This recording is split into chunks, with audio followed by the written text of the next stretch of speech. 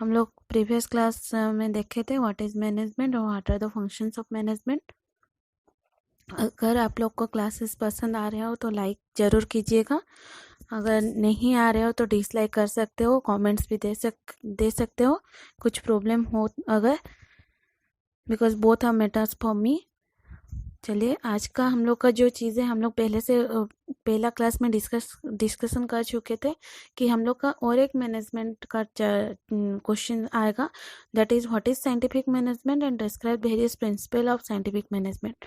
वो भी आप लोग का इम्पोर्टेंट क्वेश्चन है। ये दो चीज़ आपका मैनेजमेंट में ज़्यादातर आता रहता है हर साल। मैनेजमेंट का हम लोग डिस्कशन कर चुके हैं, आज हम लोग देखेंगे साइंटिफिक मैनेजमेंट क्या होता है। जैसे कि हम लोग का कुछ भी चीज़ आजकल बोल रहे हैं साइंस में चल रहा है, तो साइंस क्या होता है? एक्सपेरिमेंट, कुछ चीज़ में एक्सपेरिमेंट करना है, उसका कंक्लूजन लाना है कि ये, जैसे कि अभी एग्जांपल ले लीजिए कोरोना का, तो साइंटिस्ट लोग इस रिसर्च में है कि उसका पर्टिकुलर मेडिसिन आ जाए, तो हम लोग अभी जो कर रहे हैं वो क्या है, ट्रायल बेसिस में ये दे दीजिए वो दे दीजिए तो ठीक हो जाएगा। बट एक पर्टिकुलर चीज़ एक पर्टिकुलर डिजीज के लिए हम लोग को फाइंड आउट करना है। ऐसे ही मैनेजमेंट करने के लिए एक साइंटिफिक मतलब रूल्स एंड थॉर्म्स होना चाहिए, प्रिंसिपल होना चाहिए जो साइंटिफिकली प्रूवन हो, या हम लोग बोल सकते हैं scientific management is an art of management. वो एक कला है मैनेजमेंट करने का, कैसे हम लोग मैनेज करते हैं, which involves knowing exactly what is to be done and the best way of doing it। हम लोग को क्या करना है और बेस्ट वे चूज करना है उसको करने के लिए। ऐसे नहीं कि हम लोग कर रहे हैं, हम लोग को वे पता नहीं कि हम लोग किससे कैसे कर रहे हैं। हम लोग ये ऑप्शन ए को भी चूज कर रहे हैं, ऑप्शन बी को भी चूज कर रहे हैं, जो भी लग जाए, बस जो तुक्का मारने का चीज़ होता है। लेकिन साइंटिफिक मैनेजमेंट तुक्का में नहीं जाता। वो अक्सर क्या करता है, साइंटिफिकली जो प्रूफ है उसको, उसके प्रिंसिपल को अडॉप्ट करता है मैनेज करने के लिए। Scientific management approach is related to find out the works to be done, the method to be followed, the sequence of operations, speeds, manner, tool, equipment to be used, starting time, completion time and work etc। Scientific management क्या करता है, हर चीज़ scientifically करने को पसंद करता है। जैसे कि आप लोग का मेथड कौन सा अप्लाई होगा, कौन से सीक्वेंस में ऑपरेशन चलेगा, स्पीड कितना होगा, मैनर्स क्या है, टूल्स क्या है, इक्विपमेंट्स क्या है, उसको कैसे यूज करेंगे, स्टार्टिंग टाइम कितना होगा, कंप्लीशन टाइम कितना होगा, ये सब साइंटिफिकली परफॉर्मेंस का साइंटिफिकली प्रूवन होना चाहिए। कि ऐसे नहीं कि हम लोग अंदाजे से बोल रहे हैं कि ये होगा तो ऐसा रिजल्ट आएगा, नहीं, ये चीज़ नहीं एप्लीकेबल है। हम लोग को कुछ साइंटिफिकली प्रूफ रूल लेके चल रहा है कि हम लोग ये अगर करेंगे तो हम लोग श्योर शॉट ये चीज़ अचीव करेंगे। F.W. Taylor, who is known as the father of scientific management, he should define that scientific management is the substitution of exact scientific investigation and knowledge for the own individual judgment or opinion in all matters relating to the work done in the shop। Scientific management क्या है, substitution of exact scientific investigation, जो scientific investigation हुआ था उसका exact substitution है, या हम लोग बोल सकते हैं कि जो साइंटिफिक इन्वेस्टिगेशन हुआ था उसका बेटर ऑप्शन है। And knowledge for the own individual, किसी एक का इंडिविजुअल का नॉलेज को लेके, एक ओपिनियन को लेके जो कि ऑल मैटर रिलेटिंग करता है, उसके थ्रू हम लोग को वर्क डन करना है बिजनेस का। Scientific management is connected with the find out the solution to the managerial problem which includes scientific methods of studies and observation। हम लोग को पहले से ही पता है मैनेजमेंट में ही हम लोग को काम करना है, तो मैनेजमेंट का डिसीजन लेने के लिए, मैनेजरियल प्रॉब्लम को सॉल्व करने के लिए हम लोग को मैनेजमेंट वे से डिसीजन लेना पड़ेगा। तो वो क्या होता है, साइंटिफिक मेथड यूज करके हम लोग को उसका स्टडी या ऑब्जर्वेशन करते हैं। अगर हम लोग एक ही शब्द में बोले तो साइंटिफिक मैनेजमेंट इज हम लोग को पता होना चाहिए कि आदमी को क्या करना है in the best and cheapest way.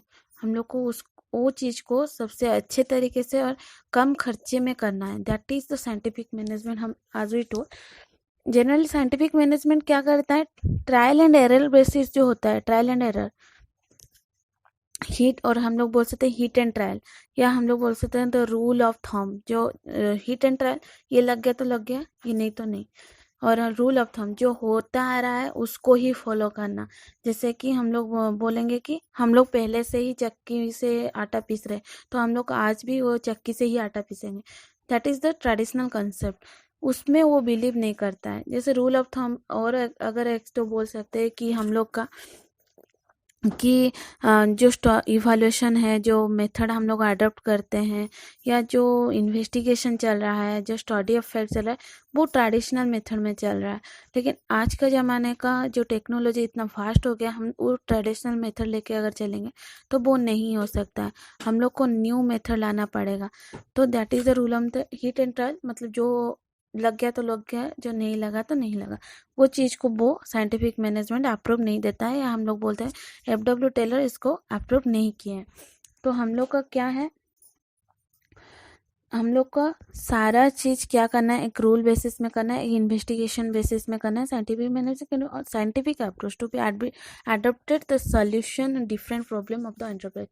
जितना सारा एंटरप्राइज का प्रॉब्लम है उसको सोल्यूशन करने के लिए एक साइंटिफिक मेथड या साइंटिफिक अप्रोच को अडॉप्ट करना है, जो हमको सोल्यूशन दे रहा है और देगा। ठीक है, तो ज़्यादातर हम लोग यही बोल सकते हैं कि जो रूल प्रूवन है, जो साइंटिफिकली प्रूव्ड है, उसी रूल को लेके हम लोग मैनेजरियल प्रॉब्लम सॉल्व करेंगे। That is mostly the scientific management. There are some principle of scientific management. Principle हम लोग बोल सकते हैं, ज़्यादातर प्रिंसिपल का मतलब होता है rules and regulation. Her business में एक प्रिंसिपल्स होता है जिसको लेके वो मैनेजमेंट चलाता है या मैनेजरियल वर्क करता है, जो कि मैनेजर्स यूज़ करते हैं। मैनेजर के लिए गाइडलाइन होता है, उसको वो प्रिंसिपल फॉलो अप करना पड़ता है। तो साइंटिफिक मैनेजमेंट का कुछ प्रिंसिपल है, जैसे कि 4 points are there. Division of work पहला पॉइंट है। तो डिवीजन ऑफ वर्क क्या होता है, this principle implies that the whole work should be divided. हम लोग को जो ये प्रिंसिपल बोलता है कि काम जो है वो सब डिवाइड करके करना है। यही चीज़ नहीं है कि कोई एक आदमी सारा काम कर रहा है। द फॉल जो है, father of scientific management FW Taylor, वो क्या बोले, उनका जो रूल है वो क्या है, डिवीजन ऑफ वर्क। काम जो डिवाइड होना चाहिए। जैसे कि हम लोग घर में रहते हैं तो हम लोग का काम क्या होता है, डिवाइड हो जाता है। वो उसको वो करना है, उसको ये करना है, पापा का काम यही है, मामा का काम ये है, बहन का काम ये है, भाई का काम है। तो वर्क शुड बी डिवाइडेड। जब हम लोग मैनेज का सोचते हैं तो हम लोग को काम बांटना पड़ेगा। अगर हम लोग काम बांट ले तो अच्छा है। काम किस बेसिस पे बांटना पड़ेगा, जिसका जो नॉलेज है, जिसका जो फील्ड है, उसी बेसिस में उसको काम देना पड़ेगा। Then we should reach the goal easily. हम लोग ये बोल सकते हैं, this principle implies that the whole work should be divided into sub works and each individual should be allotted sub works according to the ability and aptitude, which helps to avoid waste of time and effort caused by the change from work to another। वो क्या बोल रहा है कि हम लोग को काम डिवाइड करना पड़ेगा। कैसे, सब वर्क में डिवाइड करना है। हम लोग बड़ा काम है और बड़ा प्रोजेक्ट है, उसको छोटा छोटा वर्क में डिवाइड कर लेंगे। सबको एक एक रेस्पॉन्सिबिलिटी दे देंगे, या सबको कुछ कुछ काम दे देंगे, जिसका जो एबिलिटी है उसी तरह से देंगे। जो MBA किया है उस मैनेजमेंट कर सकता है, उसको मैनेजमेंट का काम कर देंगे। जो इंजीनियरिंग किया है उसको इंजीनियरिंग का काम देंगे या इंजीनियर का काम देंगे। तो work should be divided. Then second point आपका आ गया अथॉरिटी एंड रेस्पॉन्सिबिलिटी। जब काम का बात आता है तो सबको अथॉरिटी मिलता है। जैसे हम लोग का कंट्री का अथॉरिटी किसके ऊपर है, PM के ऊपर है। स्टेट का अथॉरिटी CM के ऊपर है। ऐसे ही काम जब दिया जाता है तो उसके साथ अथॉरिटी एंड रेस्पॉन्सिबिलिटी भी आ जाता है। जैसे आप अगर किसी पोजीशन में है, IS है, OS है, लेक्चर है, कुछ भी है, प्रिंसिपल, जितना बड़ा पोजीशन उतना बड़ा रेस्पॉन्सिबिलिटी।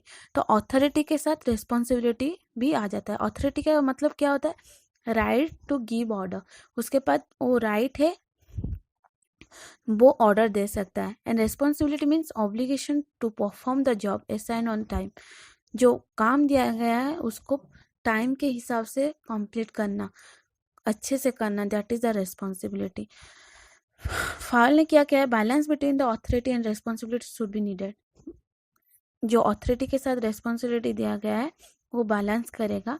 ऑथोरिटी मस्ट बी दो टाइप का ऑथोरिटी होता है, जैसे कि एक है पर्सनल अथॉरिटी, ठीक है, और एक दूसरा है प्रोफेशनल अथॉरिटी, हम लोग बोल सकते हैं। तो रेस्पॉन्सिबिलिटी कम विथ इट, जो जब हम लोग अथॉरिटी दे रहे हैं उसके साथ आपको रेस्पॉन्सिबिलिटी आ जाता है। So the person who have given the authority must accept his responsibility of his work. हम लोग को जब काम दिया जा रहा है, जो पोजीशन दिया जा रहा है, उसके साथ जो रेस्पॉन्सिबिलिटी दिया जा रहा है उसको हम लोग को समझना चाहिए, उसके हिसाब से हम लोग को काम करना चाहिए। मैनेजमेंट का ये सब प्रिंसिपल है, रूल्स है। इस रूल के तरीके से हम लोग अगर मैनेज करेंगे तो हम लोग अपना मैनेजरियल प्रॉब्लम इजीली सॉल्व कर सकते हैं। हम लोग को ये माइंड में रखना चाहिए कि proper authority are to be given with the responsibility. अगर हम लोग अथॉरिटी दे रहे हैं उसके साथ रेस्पॉन्सिबिलिटी भी देंगे तो प्रॉपर चीज हो जाएगा वो, ठीक है। उसके बाद आ जाएगा डिसिप्लिन। डिसिप्लिन मीन्स, ये तो सारे को पता है हम लोग का स्टूडेंट्स कितना डिसिप्लिन है। तो डिसिप्लिन मतलब क्या होता है कि चीज को शिद्दत के साथ करना। आई थिंक हिंदी का मतलब डिसिप्लिन का हिंदी क्या है, चलो ठीक है, डिसिप्लिन आप लोग को पता है। तो डिसिप्लिन मीन्स ओबीडेंस, किसी चीज को एग्रीली करना, मतलब दिल से करना, दैट इज डिसिप्लिन में भी। ओबीडेंस ही पता है। Complaining with the rules and regulation of the organisation. डिसिप्लिन के साथ हम लोग को काम करना पड़ेगा।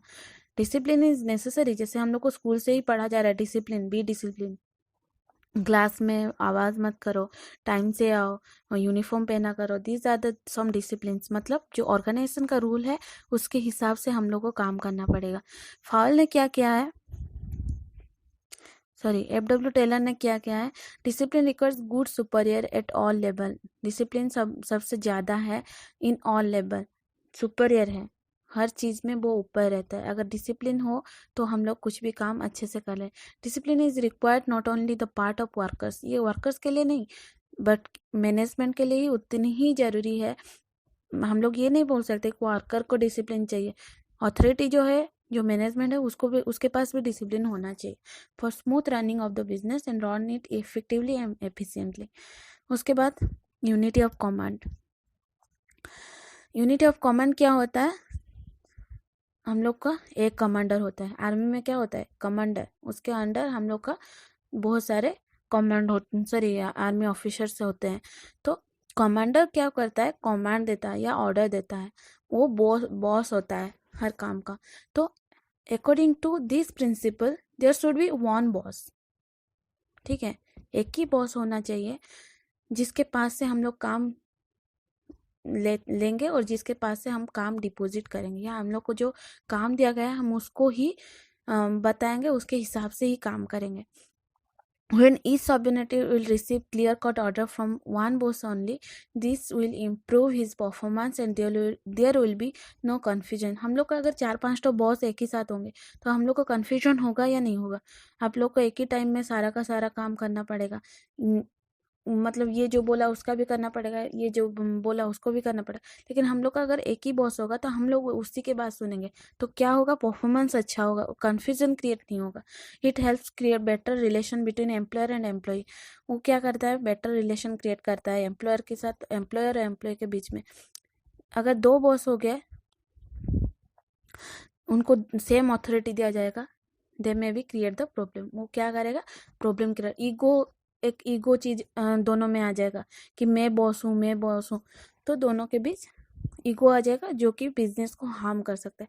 सो आप लोग अगर गौर से देखोगे तो आपको पता चलेगा कि हर बिजनेस में डिफरेंट बॉसेस आते हैं विथ डिफरेंट फील्ड, सब फील्ड में डिफरेंट बॉसेस आते हैं जिनको डिफरेंट अथॉरिटी दिया गया है विथ रिस्पॉन्सिबिलिटी। देन आ गया लास्ट पॉइंट आपका, यूनिटी ऑफ डायरेक्शन। हम लोग को एक ही डायरेक्शन होना चाहिए, एक ही गोल होना चाहिए, एक ही प्लान होना चाहिए। वो ये according to this principle, one head and one plan, एक ही हेड होना चाहिए, एक ही प्लान होना चाहिए। अगर हम लोग के पास एक ही टाइम में दो चार गोल रह जाएंगे, 2-4 प्लान रह जाएंगे, तो हम लोग उसको मतलब क्या बोलते हैं, 100% नहीं दे सकते, हम उसको सीधे से नहीं कर सकते। हम लोग का दिमाग इधर उधर हर टाइम घूमेगा कि इसको भी करना है उसको भी करना है। अगर हम लोग के पास एक ही प्लान है, जैसे कि हम लोग को बोर्ड एग्जाम ही करना है तो बोर्ड एग्जाम ही करना है, we should have the direction और one head for a group of activities having the same objective. जो जितना सारा वर्कर्स काम रहे हैं उन लोग के लिए एक ही ऑब्जेक्टिव होना चाहिए, so that the managerial problem should be solved easily. Unity of direction is necessary for sound organization. Taylor said that unity of direction related to the functioning of business undertaking as a whole, whereas unity of command related to functioning of personal. Unity of direction क्या बोलता है कि हम लोग को direction देना है किसके लिए, फंक्शनिंग ऑफ द बिजनेस, एक ही डायरेक्शन देना है बिजनेस को चलाने के लिए। जबकि यूनिटी ऑफ कमांड क्या बोल रहा है, फंक्शनिंग ऑफ पर्सनल, वो अपने पर्सनल कमांड दे रहा है। लेकिन यूनिटी ऑफ डायरेक्शन पूरा ऑर्गेनाइजेशन का कमांड दे रहा है, उसको जो डायरेक्शन दे रहा है वो गोल ऑफ द बिजनेस होगा। यूनिटी ऑफ कमांड जो है वो पर्सनल कमांड होगा, जिसको फॉलो करने से हम लोग वर्क एफिशिएंटली कर सकते हैं। तो these are some points of principle of scientific management, you should go through this. Notes भी आप लोग को एक ही साथ ही मिल रहा है। अगर अच्छा लग रहा है यू शुड टोल्ड दैट, अगर कुछ बेटर हो सकता है then also you like and comment करना मत भूलिएगा एंड सब्सक्राइब द चैनल। आगे जाके आप लोग को और भी बहुत कुछ